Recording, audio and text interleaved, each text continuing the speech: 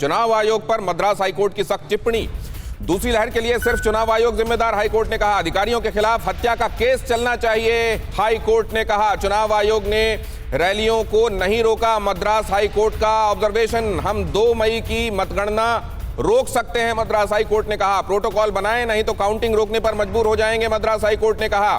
इसको लेकर विक्रम सिंह साहब आपके पास एक बार फिर से आना चाहता हूं आप, क्योंकि इस मामले में आपने बहुत प्रोएक्टिव रोल निभाया है। आपने कई जगहों पर सोए हुए सिस्टम को झकझोरने की कोशिश भी की है। मैं ये समझना चाहता हूं, अभी भी आज जैसे उत्तर प्रदेश में 3 करोड़ से ज्यादा मतदाता पंचायत चुनाव में हिस्सा ले रहे हैं, क्या ये सब डिस्टेंसिंग का पालन होकर, मास्क और वो दायरों में रहकर हो पाएगा सर?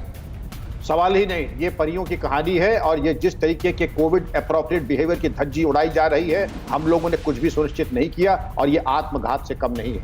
मद्रास हाईकोर्ट की जो तल्ख टिप्पणी है, हमने इसको दरअसल दावत दिया था और जुडिशरी को सलाम करते हुए मैंने खुद दिल्ली हाईकोर्ट में PIL की है, जो विचाराधीन है, कि सबको ये निर्देश दिया जाए कि इलेक्शन रैलीज में सोशल डिस्टेंसिंग, मास्किंग और इस तरीके के कोविड अप्रोप्रिएट बिहेवियर किया जाए। और उसके ऊपर सुनवाई 30 अप्रैल को होने वाली। आपने सही कहा, ये हमारा ही नहीं, हम सबके पूरे राष्ट्र की चिंता है कि आखिर क्यों हम इस तरीके के तबाही के रास्ते को हम दावतनामा दे रहे हैं। लेकिन मद्रास हाईकोर्ट की तल्ख टिप्पणी की हमने दरअसल इसको हमने इनवाइट किया और जुडिशरी की ये जो तल्ख टिप्पणी है, इसके बारे में राष्ट्र जरा ये एक वेकअप कॉल है। मैं उम्मीद करता हूं कि इलेक्शन कमीशन, MHA दोनों को नोटिसेस हमारी PIL में गई और इसके बारे में दोनों अगर प्रभावी कार्रवाई नहीं करेंगे, इलेक्शन तो आते हैं, इलेक्शन जाते हैं, लेकिन जैसा कि आपने प्रारंभिक संबोधन में कहा, एक व्यक्ति भी जो हमारे बीच अब नहीं रहा, उसकी कमी हम किसी तरह से पूरी नहीं कर पाएंगे। और रोज जो शवदाह में जो हालात हैं, उसको हम उसकी चर्चा नहीं करना चाहेंगे, क्योंकि बहुत ही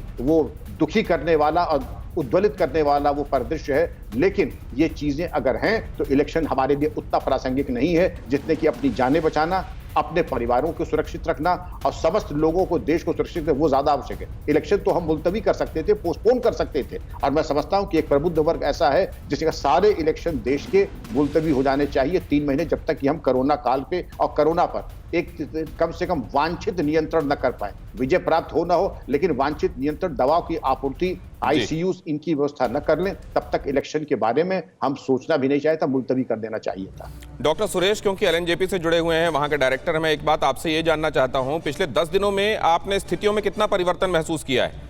किन जगहों पर अब आप लोग एज अ मेडिकल प्रैक्टिशनर राहत की सांस ले रहे हैं? अभी हमने देखा है कि अभी तो केसेस काफी बढ़ ही रहे हैं और काफी अब आपका, can you repeat the question? मेरा सवाल यह है कि कुछ एक जगहें ऐसी हैं क्या पिछले 10 दिनों में जहां आप कुछ रेस्पाइट महसूस कर रहे हैं, या चैलेंजेस ही हैं जो बढ़ते जा रहे हैं? नहीं, कोई रेस्पाइट नहीं है हमें, बल्कि जो मुसीबतें बढ़ती जा रही है।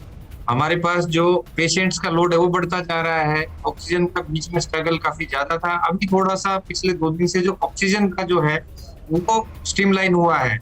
जो हमारे पहले 3 टैंकर आते थे, बीच में थोड़ा सा कम हो गए थे और वापिस हमारी जो सप्लाई है वो नॉर्मल हुई है ऑक्सीजन का। तो अभी थोड़ा सा हमें काफी स्ट्रगल करना पड़ रहा है। पेशेंट्स का जो इनफ्लो है वो बढ़ता जा रहा है, कोई रिलीफ नहीं है। अभी मुझे लगता है कि 1-2 वीक यही स्थिति रहेगी दिल्ली में। जो लेकिन ऑक्सीजन के फ्रंट पर भी अगर राहत है तो वो बहुत बड़ी राहत है, क्योंकि हर एक सांस के लिए, छटपटाते आदमी के लिए तो ऑक्सीजन से महत्वपूर्ण इस समय क्या है? लेकिन मैं विक्रम सिंह साहब, क्विकली प्लीज। दिनेश जी, आपके पिछले प्रोग्राम से और आज में कम से कम मैं समझता हूं कि दूनी प्रगति है ऑक्सीजन की सप्लाई में और उसके मैनेजमेंट में। मैं बस यही कहना चाहूंगा ऑन रिकॉर्ड, दूनी प्रगति है और ये बहुत बड़ी राहत की खबर है कठिन ये दौर, पर इसे भी गुजरना होगा। हौसलों ने देखे हैं कई हालात ऐसे पहले भी, और आप सब ने अभी जो मैंने सवाल पूछा था उसके उत्तर में क्या कहा है, जरा रेस्पोंडेंट्स में से ज्यादातर क्या महसूस कर रहे हैं वो देख लें हम अड़ी में। आज का हमारा सवाल था, जनता के सहयोग के बगैर क्या सरकार कोरोना कंट्रोल कर सकती है? बहुत बड़ी तादाद में आपने हिस्सा लिया, हजारों की संख्या में आपने इस पे अपनी राय व्यक्त की है। आप में से ज्यादातर कहने वाले हाँ 10% ही हैं, नहीं 88% कह रहे हैं कि जनता के सहयोग के बगैर नहीं हो सकता ये काम। ज्यादातर लोग ये कह रहे हैं, और इस बारे में जिनको कुछ नहीं कहना या कह रहे हैं पता नहीं, वो 2% हैं। बहुत धन्यवाद हमारे मेहमानों का हमारे साथ जुड़ने के लिए। फिक्र आपकी, सोमवार से शुक्रवार रात 9 बजे सिर्फ TV9 भारतवर्ष पर।